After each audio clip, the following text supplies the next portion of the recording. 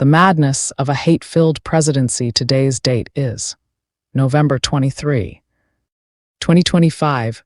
All right, listen up you all, because I'm about to lay it all out here in this messed up world we're living in, where somehow we've got a guy in the White House who straight up despises the elderly and the poor and the disabled and the sick like they're some kind of burden on his precious empire.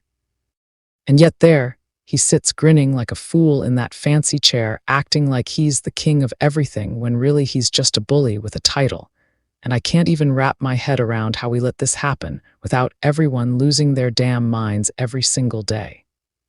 I mean, come on, how does a so-called leader get away with policies that screw over the very people who built this country, the ones who slaved away for decades, only to get tossed aside like yesterday's trash when they need a little help, and he's out there cutting programs left and right, making sure Medicare and Social Security get gutted because apparently helping grandma afford her meds is socialism, or whatever bullshit excuse he pulls out of his ass, and we're all just supposed to nod along like that's normal. Where the hell are the laws that protect these folks, the ones that say, hey, you can't just hate on the vulnerable and call it leadership? Because last I checked, this is America, not some dystopian nightmare where the rich get richer and the rest get screwed, and yet here we are with him in power and people accepting it like it's no big deal, laughing it off, or worse, defending it with their red hats and their blind loyalty that makes me want to scream from the rooftops, what the fuck is wrong with you people? And don't even get me started on how this clown hates protesters so much that he's openly bragging about sending the military after them to attack with hard force, like he said it himself. Remember that time he talked about shooting them in the legs or gassing them for a photo op, and everyone just shrugged like, oh well, that's just him being tough. No, that's him being a dictator wannabe who can't stand anyone challenging his fragile ego, and we're supposed to accept that in a country built on the right to protest, where the founding fathers literally rebelled against tyranny. But now, if you dare speak up against his crap, you're the enemy, and he'll unleash the troops on you like it's some third world regime. And haha, isn't it hilarious how we've come full circle to the point where peaceful demonstrators are treated like criminals, while actual crooks walk free with pardons from the big man himself? Why is this accepted, you ask? Well, because too many folks are scared or brainwashed, or just plain lazy to stand up and say enough is enough. They've bought into the fear-mongering and the lies that protesters are the real threat, when in reality, it's the guy in the Oval Office who's eroding our freedoms bit by bit. And if we don't wake up soon, we'll be living in a police state where dissent gets you beaten or worse. And I'm yelling this because it pisses me off to no end that we've normalized this insanity. Now let's talk about the immigrants, because oh boy does this president love to see them beaten and molested and abused, and even ended like it's some kind of sport to him, and his cronies who cheer on border patrols acting like vigilantes, separating families and caging kids as if that's the American way, when what the hell are their crimes really? Just crossing a line on a map to seek a better life in a country that was literally founded by immigrants who invaded this land from Europe, slaughtering natives and claiming it as their own. But suddenly, when brown people do it, it's a crisis worthy of walls and tear gas and dehumanizing rhetoric that makes my blood boil.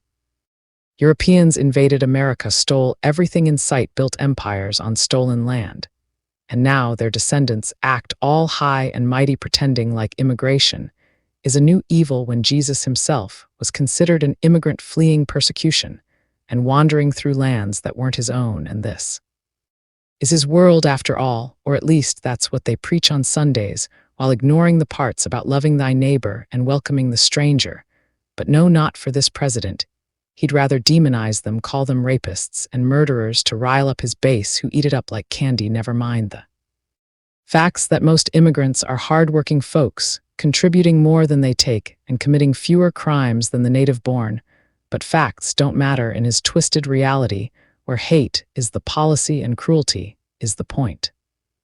How do we have this as our president sitting pretty in the White House, while the laws seem to bend or break for him like they're made of rubber, and no one holds him accountable because the system is rigged in favor of the powerful, the ones with money and connections, who buy off politicians and Judges to look the other way while the elderly rot in underfunded nursing homes and the poor scrape by on crumbs, and the disabled fight for basic rights that should be guaranteed, but get slashed in the name of budget, cuts that somehow always spare the billionaires tax breaks. It's accepted because fear works, my friends, fear of the other, fear of change, fear of losing that imaginary superiority that MAGA clings to like a security blanket. And they've convinced enough people that hating the weak makes you strong, when really it just makes you a pathetic excuse for a human being. And I'm laughing bitterly here, haha, because the irony is thick as hell that a guy who dodges drafts and cheats on taxes pretends to be the tough guy while targeting the defenseless like immigrants who risk everything for a shot at the dream we all hype up, but then deny them when they arrive. This whole setup is a joke, a bad one that isn't funny anymore, where the president revels in division and violence against protesters who dare question his authority, and immigrants who just want to live without fear, and the sick who need care but get lectures on bootstraps instead, and the poor who are blamed for their own poverty as if the deck isn't stacked against them from the start. Where are the laws? Well, they're gathering dust, because enforcement depends on who you are, and if you're him or his pals, you get a free pass while everyone else gets the boot. And we've accepted it through apathy and propaganda that numbs the masses into thinking this is fine, this is normal, but it's not, and we need to call it out loud and clear every damn day until something changes. We've got to remember history, folks, how Europeans came here, uninvited, took what wasn't theirs, and now their hypocrisy shines through in policies that punish modern-day migrants for doing less than what their ancestors did, and invoking Jesus in this mess only highlights the double standards, because if he were here today, he'd be flipping tables over this injustice, calling out the haters for what they are, phonies who twist faith to justify cruelty. This president embodies that hate, proudly wears it like a badge, and yet he's in power because enough voters bought the promise of making America great again, which really means great for a select few while screwing the rest, and I'm bold enough to say it sucks, and we deserve better. It's mind-boggling how we've normalized a leader who threatens military force on his own citizens for protesting, enjoys the suffering of immigrants, as if their only crime is existing in his America, and turns his back on the elderly, poor, disabled, and sick like they're disposable, when they're the backbone of society and laws exist, but they're selectively applied, twisted to fit his narrative, while the rest of us suffer the consequences. Why accept it? Because division keeps him in power, pitting us against each other, so we don't unite against the real problem, him and his enablers who profit from the chaos. The shameless king and his lawless throne, the White House, where a guy accused of grabbing women by the pussy and worse is just strutting around like he owns the damn place, and nobody bats an eye, even though he's got a laundry list of skeletons longer than my bad attitude on a Monday morning, and I mean, come on, how the hell does a man with over 24 women coming forward saying he molested them, groped them, assaulted them in ways that would land any regular Joe in prison for life get to sit there signing executive orders and tweeting threats like it's all just Tuesday business? Yeah, you heard me right. At least 28 women since the 70s have laid it out plain as day that this so-called president couldn't keep his hands to himself, treating them like trophies to paw at in elevators or back rooms. And don't get me started on the Epstein connections, where he's flying on that pervert's plane, partying with underage girls. And now suddenly in 2025, he's back issuing orders to bomb boats off the coast like some wannabe warlord. But back then, it was all hush-hush because money and power buy silence, and we're all just supposed to forget that Jean Carroll won $5 million in court because a jury said, yep, he sexually abused her and defamed her for calling it out, and yet there he is grinning for the cameras, acting like accountability is for suckers. Haha, what a joke, isn't it, how he walks into that Oval Office fresh off liabilities and denials, swearing to uphold the law, when his whole life screams, I am the law, and fuck the rest of you. And abusing women, oh honey, that's not even the tip of this toxic iceberg, because this guy's got a pattern thicker than his spray tan, a history of calling them nasty, fat, ugly dogs when they dare speak up or run against him, and now with his picks for cabinet full of accused harassers and enablers. It's like he's building a frat house, not a government where violence against women gets a wink and a nod as long as you're on the team, and I'm yelling this because it makes my blood boil that in a country screaming about family values, we've got a leader who embodies every red flag from the Axis. Hollywood tape to the court findings that say he did it. He really did it, but his fans cheer louder than ever like groping is governance 101. How is this allowed, you ask? Well, because the system's bent over backwards for billionaires who can lawyer up and delay trials forever while the rest of us get the boot for jaywalking. And it's accepted because too many are too scared or too bought to say stop this madness before it swallows us whole. Now let's crank this up to 11 with the nuking boats bullshit, because in this nightmare 2025 timeline, he's greenlighting U.S. strikes that have wiped out over 80 lives on 22 vessels in the Caribbean and Pacific, all in the name of fighting drug traffickers. But come on, who buys that when?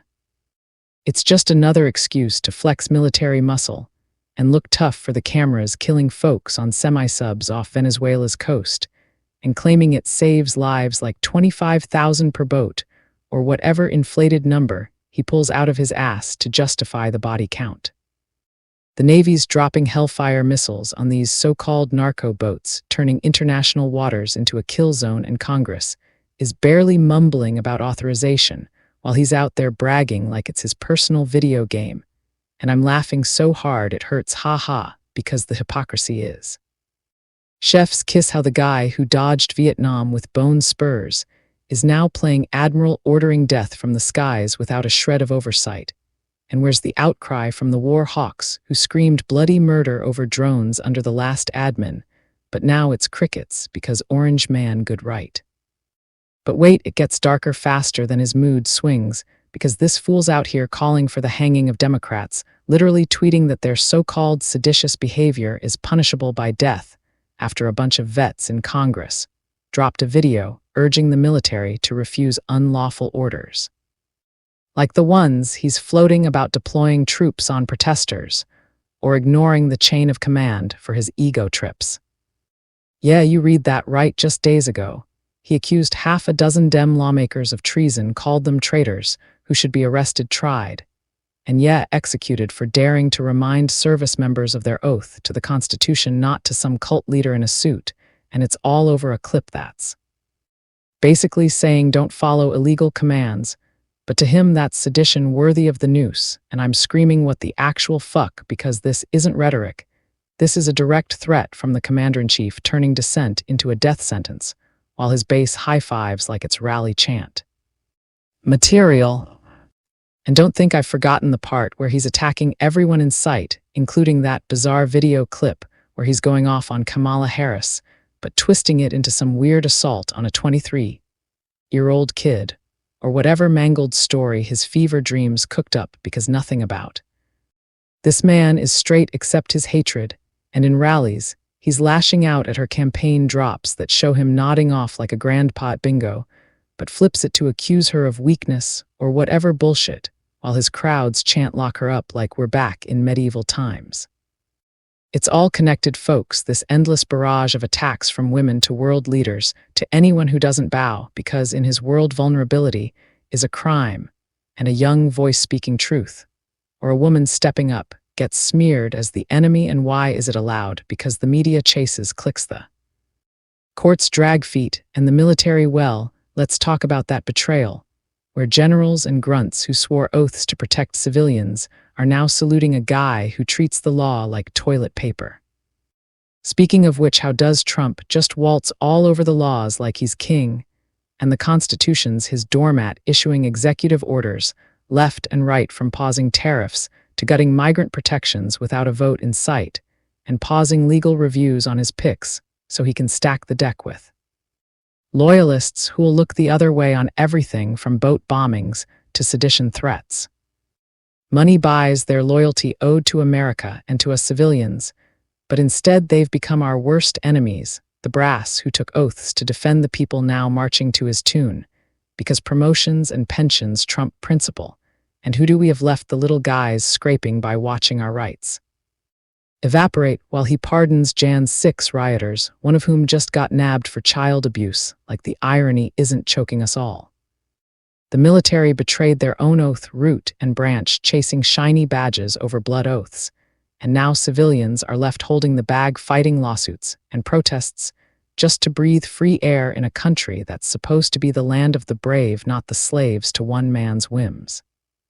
This man allowed at the White House. It's a goddamn travesty, a betrayal of every promise this nation ever made, where the powerful prey on the weak, and the laws stand silent witnesses too bought or broken to act, and we've got to rise up, yell louder than his bluster, because if we don't, this king will crown himself emperor, and we'll all pay the price in lost lives, lost rights, and a democracy turned dictatorship. Wake up, people, this isn't governance, it's gangsterism, and I'm done pretending it's okay. Oh, and dearest MAGA, I was not talking to you. I just want to thank you all, like, share, and follow to stay connected. I am Santiago del Carmen Maria, the Queen of Crowning Thoughts, because I say it like it is. Copyright 2025, independent writer, Crowning Thoughts truth speaker, AI video content creator, writer, blogger, Santiago DC. Maria. All rights reserved.